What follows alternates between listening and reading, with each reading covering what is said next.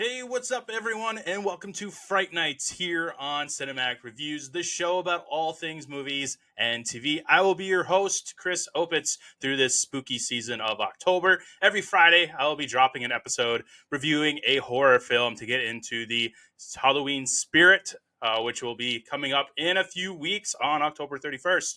I have a special film planned for Halloween Day. So, leading up to it, I will be picking 4 other films to cover to get into the spooky season and to head up into the finale. You can also watch some other episodes that will drop on the channel as well, like Tron Ares and The Return of the King. Extended edition will be the finale episode of our epic extended series on Cinematic Reviews covering Peter Jackson's Lord of the Rings. But we're going to take a break today and talk about se7en, the David Fincher film starring Morgan Freeman, Brad Pitt, and the iconic Kevin Spacey.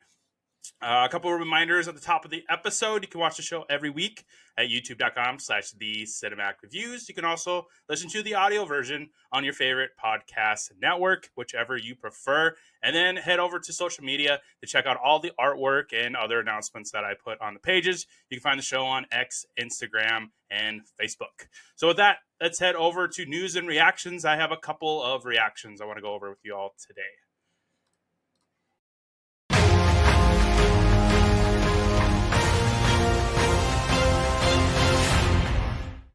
So the 2 films I wanted to briefly talk about today in news and reactions is Play Dirty, starring Mark Wahlberg, which is currently streaming on Prime Video, and then Karate Kid Legends, which is the newest installment of the beloved Karate Kid franchise that is currently streaming on Netflix. So Play Dirty is the newest Wahlberg film. If you are new to the show, I absolutely love Mark Wahlberg. Yes, it's been up and down the past few years with some of his films, especially the streaming ones. He recently had a big run on Netflix with his films. Now he has switched over to Prime Video for Play Dirty, which is kind of a wannabe Fast and Furious movie. It's about a group of thieves who want to make the biggest heist possible so that they can retire young. It stars Mark Wahlberg, of course, as the infamous Parker, the international thief. It also stars Lakeith Stanfield, Rosa Salazar, and Keegan-Michael Key, who is actually pretty enjoyable in this film, as he always is. So that is the top notch of the cast list. There's a bunch of other people that are making a name for themselves, like Tony Shalhoub, I think is what his name is. He is one that I have been in love with ever since, the Monk days and then the Spy Kids phase that he went into. He is the villain of the film Lazzoni, I think is how you say it. He is this big crime boss in New York. Parker, who is the Mark Wahlberg character, has been tasked to basically rob him in order to take him out. I believe Rosa's character, Zen, kind of presents the heist as if robbing an entire country. So she has her own vendetta or agenda, however you want to call it, to rob Tony's character, and then Wahlberg is just in it really for the money and for the score. But he's also has this side mission to take down Zen, Rosa's character, who murdered their last group of thieves in their previous heist. So there's an overall storyline, but there's little bits and pieces of subplots in there that kind of makes the movie a little messy. I was excited for another Wahlberg movie, but after watching this, it was a bit of a bummer. Looking at the popcorn scale for Play Dirty, I currently have it at 2 popcorn buckets. This is one that is probably going to go into the miss pile for me as far as 2025 films. But hey, it's a Mark Wahlberg film, so of course I am going to check it out. But if you want to check it out, and if you're a big fan of Mark Wahlberg, go ahead and check out Play Dirty, currently streaming on Prime Video. Next, we've got the Karate Kid Legends, the newest installment of that beloved Karate Kid franchise. We've got Jackie Chan returning as Mr. Han. You probably remember him from the other Karate Kid film starring Jaden Smith. You also get Ben Wang, I think is how you say it, as Li Fong. You get Joshua Jackson, who has been popping up in films all over the place. Ming-Na Wen from the Marvel Universe is in there as Lee's mother. And then you, of course, get the iconic Ralph Macchio returning as Danny LaRusso from the Karate Kid series. So this is kind of bringing that Jaden Smith universe and the Danny LaRusso universe and just kind of combining them together. The backstory behind Jackie Chan's character, Mr. Han, is that he was an old friend of Mr. Miyagi back in the day. And so he comes and requests the assistance from Danny LaRusso to help train Li Fong, who is going into the Five Boroughs competition, which is this big karate competition around the city of New York in the Five Boroughs. I really enjoyed this film. It has a lot of really good karate action. It mixes in the kung fu that we saw in the Jaden Smith film. And Ben Wong is really fantastic as Lee. I hope they continue this story with Lee. It's really, really cool. It's a nice handing of the torch from Danny LaRusso to Li Fong, if that's what they really want to do. But it is a really good installment in the Karate Kid franchise. I absolutely love Cobra Kai, and that is going to be on the schedule for next year, actually, to review all of those seasons. So I'm super excited for a really big Karate Kid season here on Cinematic Reviews. So this is kind of a little teaser of how I'm very excited to cover the Karate Kid franchise finally on this show. And this Karate Kid Legends holds up to the name. I really, really enjoyed it. So definitely check it out on Netflix. I currently have it at, let me pull up the popcorn ranking here. I have it at 4 popcorn buckets on the scale. So very good rating for the 2025 installment of Karate Kid. So yes, check that out on Netflix. Check out Play Dirty on Prime Video. That'll do it for today's news and reaction. Let's head over to our featured film of the day, Se7en.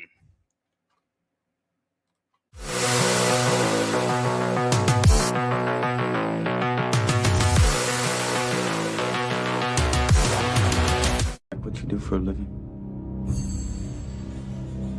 These things you see? You have to wear blinders sometimes. Most times. Detective William Somerset is looking for a way out. You're retiring. 6 more days and you're all the way gone. So how long have you lived here? Too long. Detective David Mills is looking for a way in. We'll be spending every waking hour together from now until the time I leave. I'll show you who your friends and enemies are. Look, I've worked homicide 5 years. Not here. Now, Ladies and gentlemen, we have ourselves a homicide. they're caught in a game. No fingerprints and no witnesses of any kind. Nope. About the only thing we know about that guy right now is he's totally insane. Where the price of sin is death. There are 7 deadly sins. Gluttony, You're going to come take a look at this? greed, No one touches anything. sloth, wrath, pride, lust, and envy. 7. You can expect 5 more of these. Body was found on Tuesday morning. I hate this city. We're gonna get who did this. This will be the very definition of swift justice. There are 2 more bodies, 2 more victims. This guy's methodical, exacting, and worst of all, patient.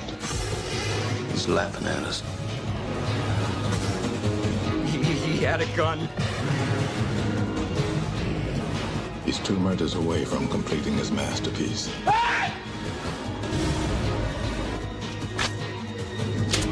Let's finish it. Brad Pitt, Morgan Freeman, Gwyneth Paltrow. Have you ever seen anything like this? No. 7. I am very excited to finally talk about David Fincher's masterpiece, Se7en, starring Morgan Freeman as Detective William Somerset, Brad Pitt as Detective David Mills, Kevin Spacey as serial killer John Doe. It also stars Gwyneth Paltrow as Tracy Mills, the wife to Brad Pitt's character. And we have a couple of other actors I want to mention. They're more into the side character portion of it. They're only in a few scenes, but I really wanted to just briefly touch on them because I absolutely love them. We've got, let me pull up my list here. R. Lee Hermie, as they simply just call him police captain in here. He is one that you probably recognize as the drill sergeant from Full Metal Jacket and other military-related projects like the History Channel, maybe some of the military games that he's popped in on. But he's probably most well-known from the Full Metal Jacket film as the drill sergeant at boot camp. And then there was one other name I wanted to pull up here, and that is Mr. John C. McKinley as California. He's kind of the lead guy in the SWAT division. He's only in a couple of scenes, but I absolutely love him. You probably recognize him from Scrubs. He is fantastic in here in the little bit of lines that he gets. He actually pops up in the favorite quote segment that I will talk about in a little bit. So to give you kind of some context of the film Seven, two detectives, Somerset and Mills, encounter a serial killer on the loose using the 7 deadly sins as his crimes, which I think is a fantastic idea for a serial killer, taking 7 people and killing them to correspond to each of the 7 deadly sins. That is just a freaking wild, crazy, and David Fincher, I think, is the only one that could probably pull it off as well as he did, and it was fantastic. David Fincher, of course, is no stranger to the show. We recently covered The Social Network, and now we get the sequel to that later on down the road. But Fincher, one of my favorite directors of all time. Seven is one of my favorite films of all times as well. He's done films like Zodiac, another serial killer, but that is more based in reality. Seven is more of just a fictional creation that he came up with, but still very, very well done. Gone Girl, Social Network, like I said, Panic Room. He also was involved with a couple of series. House of Cards, which stars Kevin Spacey, of course. And Mindhunter is another one, another detective serial killer like show. He did The Killer with Michael Fassbender. So he's done quite a bit of heavy hitters in films, but Seven is got to be my favorite of his for sure. It's just really well done. The aesthetic of it, the gore, the horror aspect of it. That's why we're doing it as the first episode of Fright Nights. It is classified as a horror film, even though it's more into that detective thriller genre. I still classify it as a horror film, so I wanted to kick off Fright Nights with David Fincher's masterpiece. Looking at the 7 deadly sins, let's break down those case by case because I really want to touch up on those for sure. So we have gluttony as the first sin that we encounter. That is that scene where we come across that kind of closed off, heavy set guy, buried his face in the spaghetti or whatever it is, and he is victim of John Doe by basically forcing himself to eat until his insides bursted out. There's that really cool scene with the coroner where like it's a huge bag, and that is basically his stomach is like 3-4 times larger than a normal person. It eventually ruptured and he basically bled from the inside. So gluttony was the first one. Then we got greed, which was the death of the defense attorney Gold. Basically what John Doe did was he forced him to cut a pound of flesh off, and he bled out because greed was his sin. Then we moved on to sloth. That was the Theodore Allen scene where he is handcuffed to the bed and forced to basically starve himself. But he didn't exactly die right away. If you remember that scene, he came to life as Mills, Somerset, and the SWAT team found him. He eventually died in the hospital. But he was if I remember right, he was like a pedophile. So there's a line that I'll pull up here that John Doe basically describes all of the reasons why he killed them and what they suffered from. So I'll say that once we go through the 7 deadly sins here. Then we go into lust, and this scene is just fair warning, there will be an explicit tag on this episode if you haven't noticed it yet. This lust scene is really graphic, so if you're a young listener, young viewer to the podcast today, probably want to skip forward a little bit or turn it off. So the lust scene is where we've got the prostitute scene in that underground ring or whatever you want. It's kind of not really like a hotel, but it's like just a place underground where you just buy a room for an hour or so, and you can have sex with a prostitute. The way that she dies, let me pull up the name of the actor. Try to find it here. I had it written down. Leland Orso is the John. So if you're not familiar with prostitution terms, the John is the guy paying for the sex. He is forced by John Doe to wear this sex toy that is basically a strapped-on dildo, and it's got a knife on the end of it. And he basically tells Leland Orso's character to have sex with this prostitute as he's cutting her on the insides as they're having sex.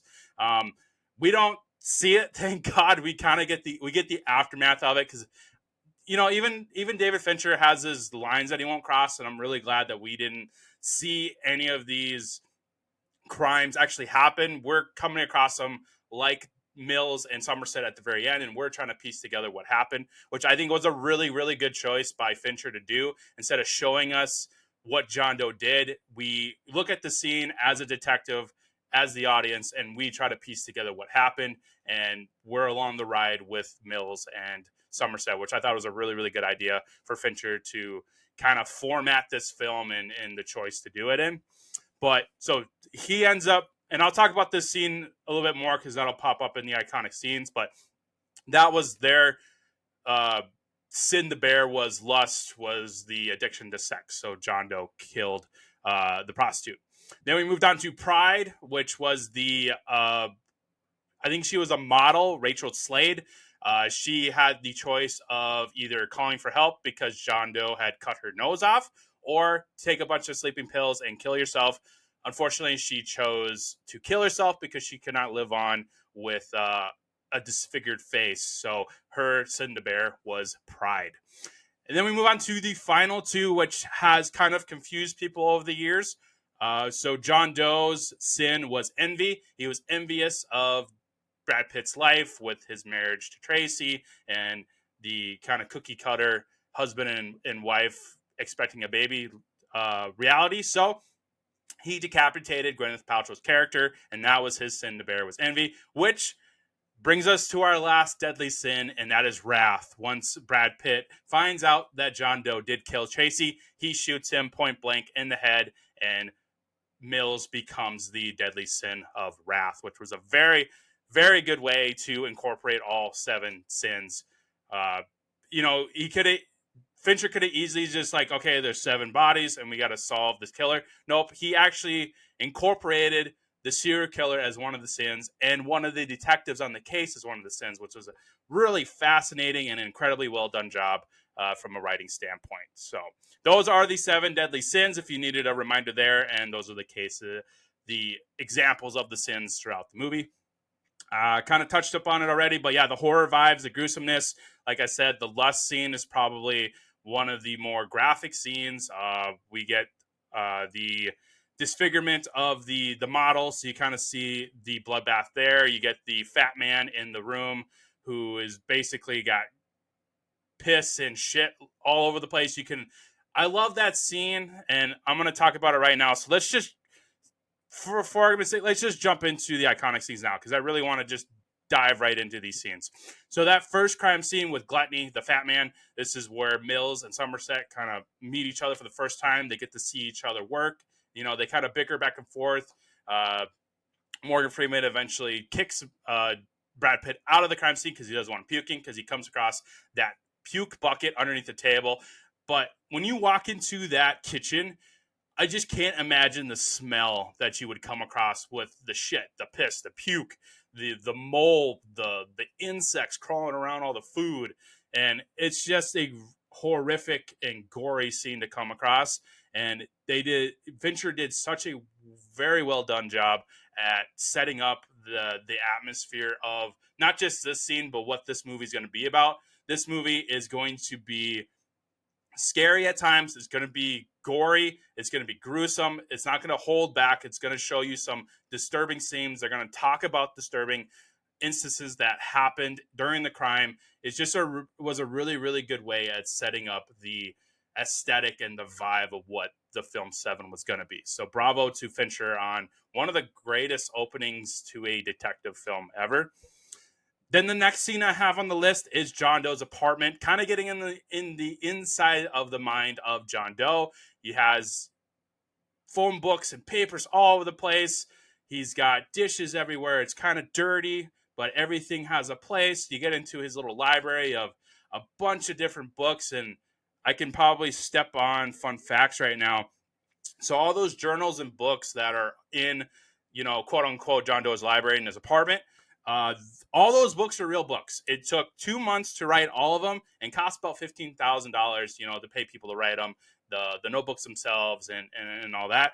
According to Morgan Freeman, it would have taken the police 2 months to read all of those notebooks. So just to give you kind of an idea of the vastness of those notebooks, but just a really good scene just to kind of see how John Doe lives, what is his life like, getting into the mind of the serial killer, which I thought was a really good idea.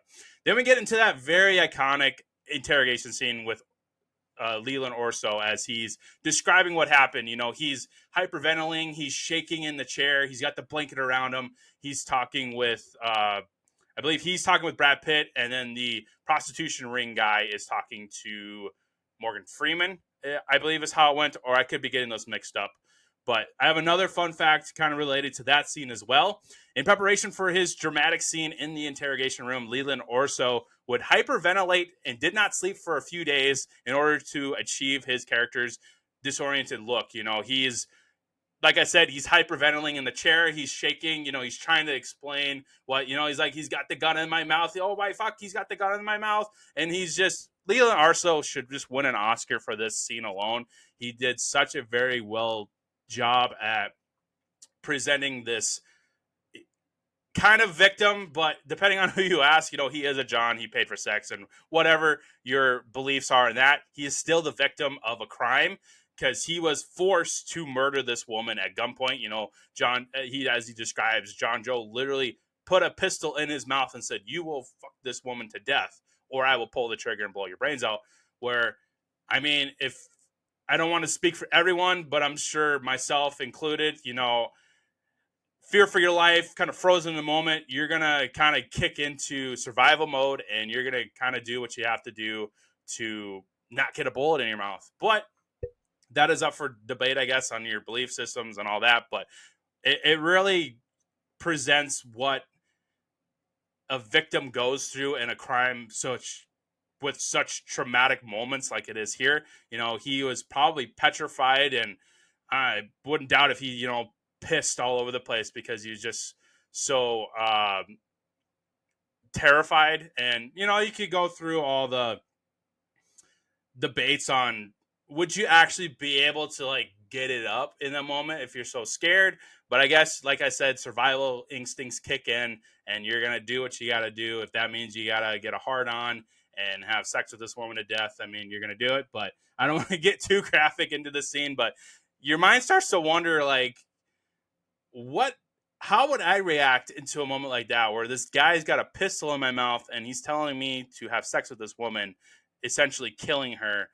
It's just, you can't wrap your brain about this shit. And David Fincher does such a really good job at coming up with these horrific and dramatic moments in his films where it makes you think of, how would I react in this situation, And then looking at it at the detective side, and they're like, what kind of person is John Doe to stick a gun in a dude's mouth and tell him to kill this woman for him? It's not like John Doe was holding the knife and killing the prostitute.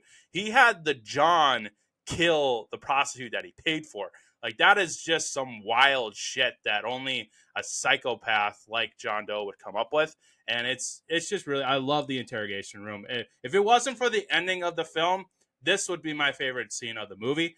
But we have that ending that is just unbeatable, and it's one of the best endings in a movie ever.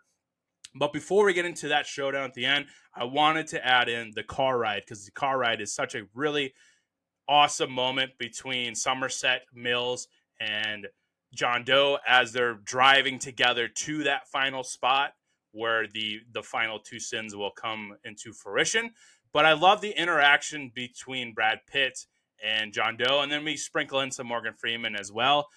There's a couple of lines from that car ride for sure, but that is such a really good scene, and Brad Pitt does an awesome job at being this cocky young detective that is just not going to put up with some psychopath shit. And you have Kevin Spacey, who he keeps his composure, but still is kind of throws in a little bit of a psychotic vibe out there.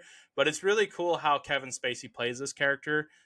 And then you have Morgan Freeman, who is this veteran detective who is just trying to understand the mind of Kevin Spacey rather than belittle him. You know, he has that line where he goes, "Oh, I don't argue that you believe that you are some hand of God coming down to punish the weak." You know, he tries to understand why Kevin Spacey's doing it, where Brad Pitt just jumps to the conclusion that he's a psychopath and he deserves to be locked up. That's why he did what he did. Where Morgan Freeman's kind of on the side, like he sees why John Doe do it. In his mind, Kevin Spacey thinks he's doing the right thing. So it's really cool to see that different parallels between what kind of a detective Somerset is and what kind of a detective Mills is. So it was really cool to see those three dynamics kind of colliding together in that car. And then we get to the final showdown, which is truly masterful work from David Fincher. We get out to this desert. They're expecting to find a couple of bodies, but what they don't know is that this was Kevin Spacey's plan all along. He hired this delivery service to bring a box to that site in the desert. We get that famous line from Brad Pitt, "What's in the box? What's in the box?" Before that, Morgan Freeman opens the box. Turns out it is Gwyneth Paltrow's head. And he goes on the radio, "Okay, everybody, stand down. John Doe has the upper hand here. There's something going on that we aren't aware of." And it's really cool because Morgan Freeman's like probably 20 yards away from Brad Pitt. So you get this dialogue between John Doe and Brad Pitt that's really compelling, where John Doe is like, "Well, since we have time, I want to tell you my master plan before Mr. Somerset comes over and ruins it." Because at this point, Morgan Freeman has figured it out. And this is really interesting. Like, how did John Doe know that Morgan Freeman would be the one to go open the box? Like, what would happen if the roles were flipped? Or what if Brad Pitt decided to go get the box and Somerset was standing there with Kevin Spacey? It's kind of wild to think how deep he had the plan to do this. He had to get it to where Morgan Freeman would just decide to go do it. It's really fascinating. I know it's kind of like movie bullshit, but it makes you kind of think like John Doe's plan probably wouldn't have been as really cool, or the moment of unveiling would have been as awesome if, you know, Brad Pitt was the one that opened the box. But this is how the story was written, and it was beautifully well done nonetheless. So you have this interaction with John Doe is like, so we have a moment, you know, I want to tell you the finale of this plan, Mr. Brad Pitt. And he goes, "Envy is my sin. You know, you have a beautiful wife. I wanted a beautiful wife. She didn't want to do it, so I had to cut her head off." And Davis Mills is like, "What in the hell are you talking about?" So then Morgan Freeman finally gets over here, and it's revealed that John Doe killed Gwyneth Paltrow, but also killed the unborn baby inside of her. Brad Pitt had no idea that his wife was pregnant. This is something that Gwyneth Paltrow only told Morgan Freeman. And we get that really awesome line, "He didn't know." And at that moment, and Morgan Freeman plays this moment really well, where once John Doe says that, where he goes, you know, "Envy is my sin." What was the line? I'm trying to remember. "Envy was my sin. I took her life and the unborn baby's life inside of her." And at that moment, Morgan Freeman does like "oh, fuck. Now he's done it. Brad Pitt's going to pull the trigger on this guy now." Even though Morgan Freeman's telling him, John Doe, to like, "Shut the fuck up, shut up," trying to prevent him from revealing what he did to Tracy. But once Brad Pitt hears this, you get that, because before that moment, let me back up a little bit. You know, Morgan Freeman's walking up. Brad Pitt says the famous line, "What's in the box? What's in the box? What's in the box?" And as soon as he hears those words and the unborn baby inside of her, you see that look on Brad Pitt's face, and he is so good in this role where it just clicks like a light switch, and he's like, "Oh fuck, now I got to kill this guy, no matter what." And and it's just this moment in time where all three of these guys know that Brad Pitt is going to shoot John Doe no matter what. Like, John Doe is not coming out of here alive at this point. So then you get those lines, from John Doe, become wrath, kill me, become wrath, and I'm stepping on favorite quotes, but I love the dialogue in here. And you have Morgan Freeman begging Brad Pitt not to pull the trigger. He's gonna win if you kill him, and Brad Pitt's just like, fuck it, and he shoots him. That's just a really awesome scene to watch. I absolutely love seeing how the reveal unfolds itself at the very end. I kind of wish it would have ended. So I didn't have this in fun facts because I wanted to bring it up during the iconic scenes part. So originally, how David Fincher wrote this scene, wanted this scene to be presented to audience was, so when David Mills pulls that trigger, he wanted the theater lights to turn on in all these theaters, and that would be the end of the movie. Like, all we would hear is the gunshot, and then that was it.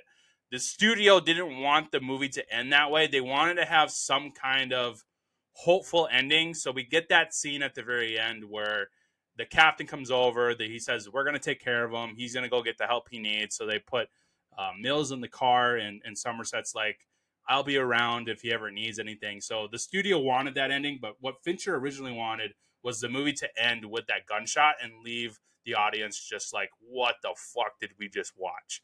Now, I know that's would have been cool, like, as an idea, but to get all those theaters synchronized to basically cut 3 minutes of the film out and then synchronize the lights to come out as soon as that gunshot, it would have been a lot of technical work. And like I said, the studio doesn't want the film to end that way. It wanted some kind of hopeful ending, but I get that that's why Fincher wanted, because as the movie kind of progresses on, this is gonna be a happy ending. Like, some serious shit's gonna happen with John Doe. So I kind of see both sides of the argument. I think I'm more in favor of Fincher's original idea. I think that would have been great to just end the movie with a gunshot and you just assume whatever it is you want to assume. But the studio wants a hopeful ending. They want to give the audience some answers on what happens to Brad Pitt and Somerset and all that. So whatever. That's studio for you. But I'm all for the Fincher's original idea. So those are the 5 scenes that I think are the most iconic. And when I think of se7en, or somebody says the title se7en, one of those 5 scenes are usually what pops into my head the most. So awesome. Now, I kind of read a lot of these quotes already, but we're going to run through them. I got about 10 of them here. It was tough to pick just 10 because there's so many good lines. This one's from the car ride from Brad Pitt. You're no messiah. You're a movie of the week. You're a fucking t-shirt at best. I love that line. Then you have John Doe coming into the precinct where he's like, detective. So Morgan Freeman and Brad Pitt don't hear him right away because, they're talking amongst each other. They're going upstairs. But in the back of your mind, as you see Brad Pitt and Morgan Freeman walk upstairs, you hear detective, detective, detective. And then out of nowhere, you hear detective. And Kevin Spacey just like, you're looking for me. And it's just a really great moment where he's standing there covered in blood. He's like, here I am, come and get me, as part of his plan. So I really love Kevin Spacey just yelling, detective. Then we have another one for Brad Pitt. What's in the box? What's in the box? What's in the box? Kind of like the tagline of the movie. And then John Doe again, when he reveals that he killed Tracy and the unborn baby. And he goes, oh, he didn't know. Kind of like a little smirk. Kevin Spacey is fantastic in here when he delivers these lines.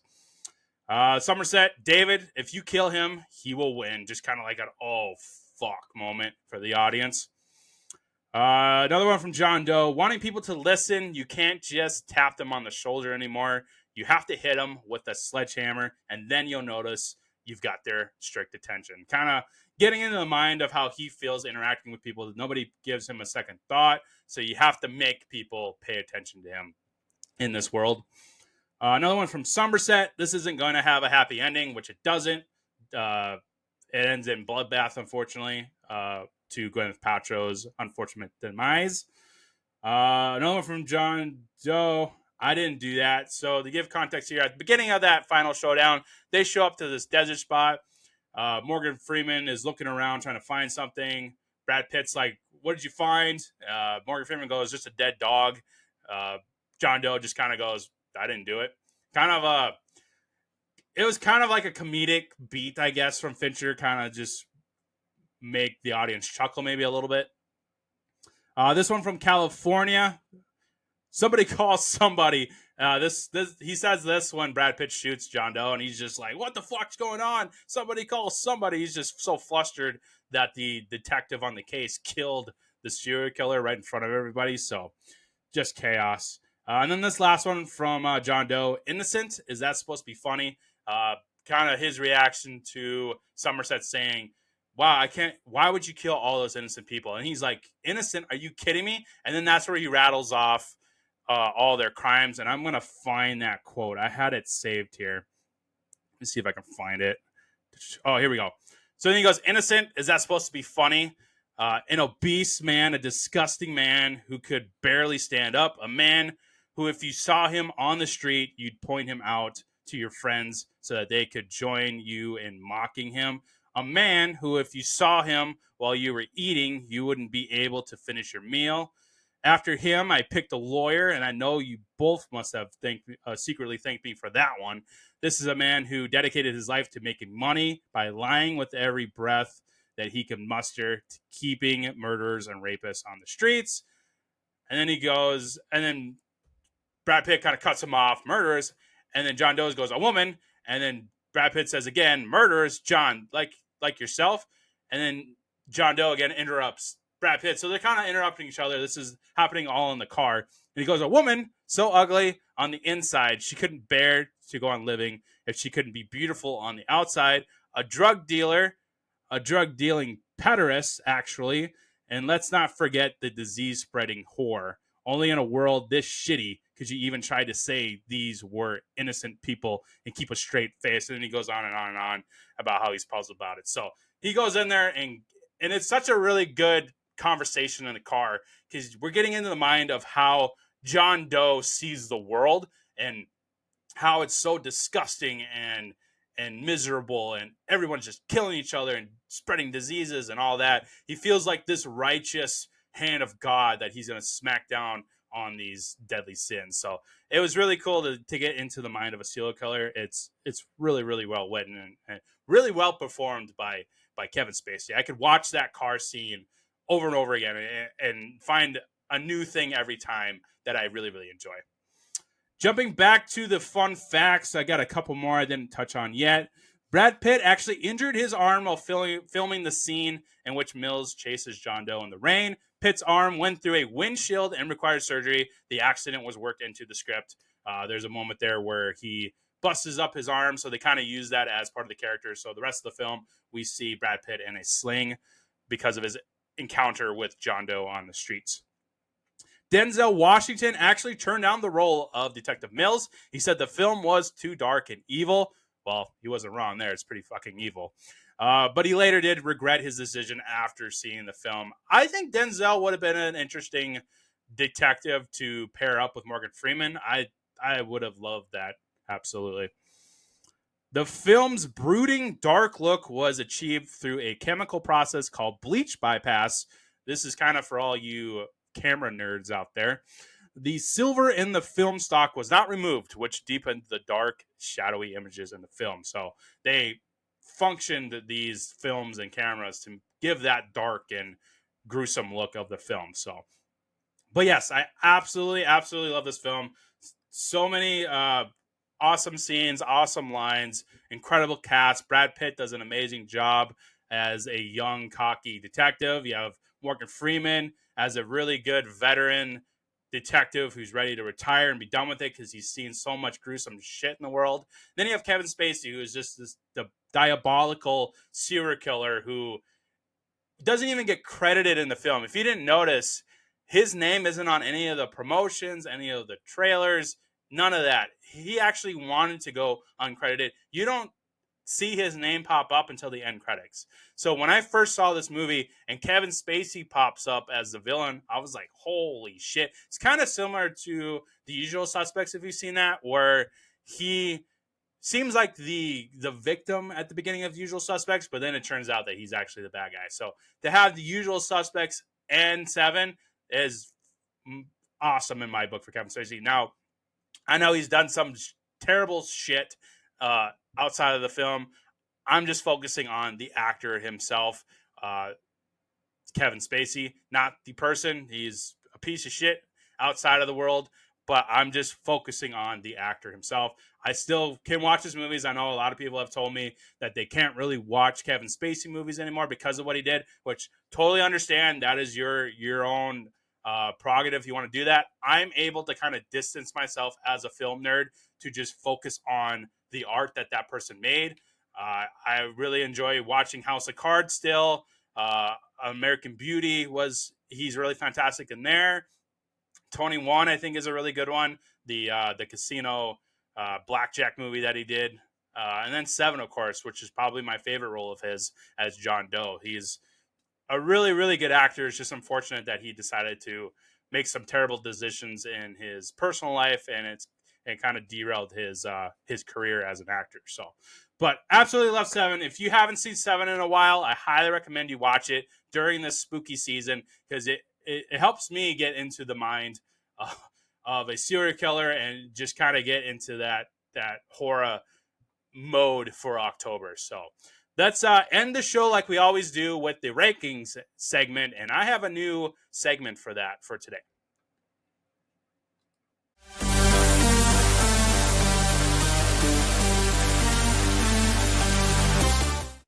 So I've got a new segment for the rankings part of the show, and that is Best in Show.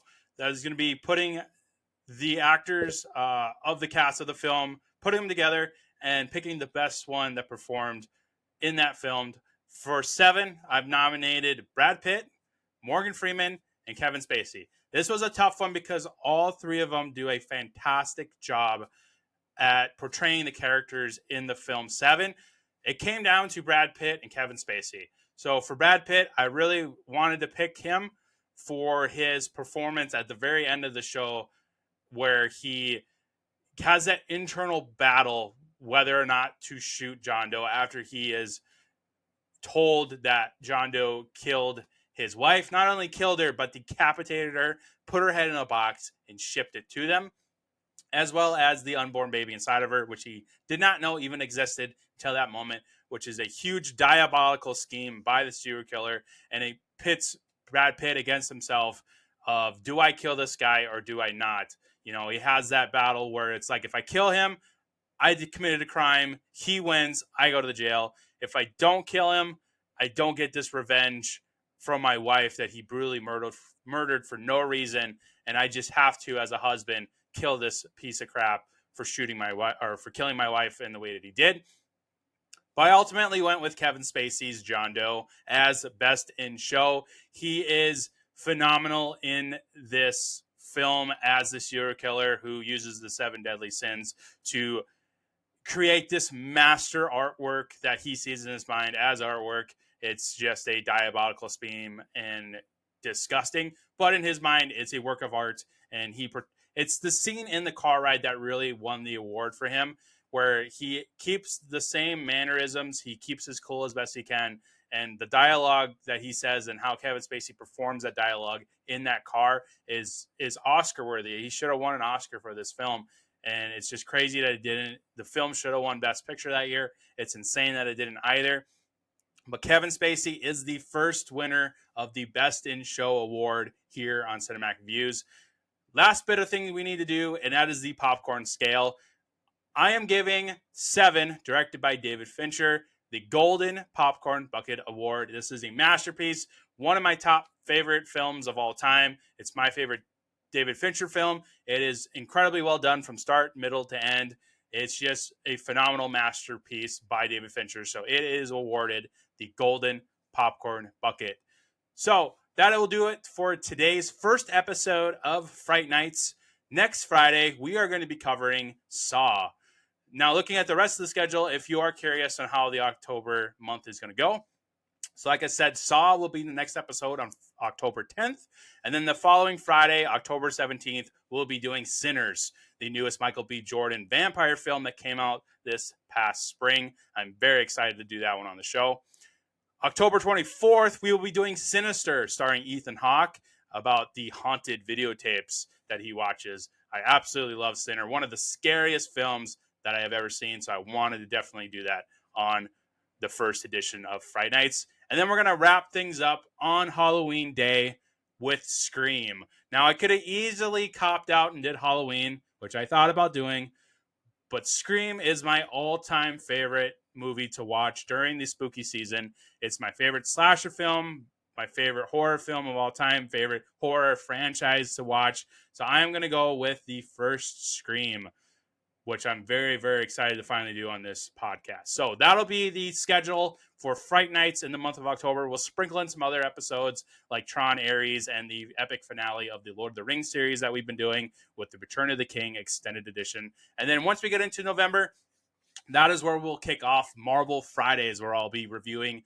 one MCU project every Friday in preparation for Avengers Doomsday, which is currently filming right now. So some awesome, awesome episodes on the books for the podcast coming forward. So with that, I will see you all next Friday. Stay spooky in the month of October, everyone.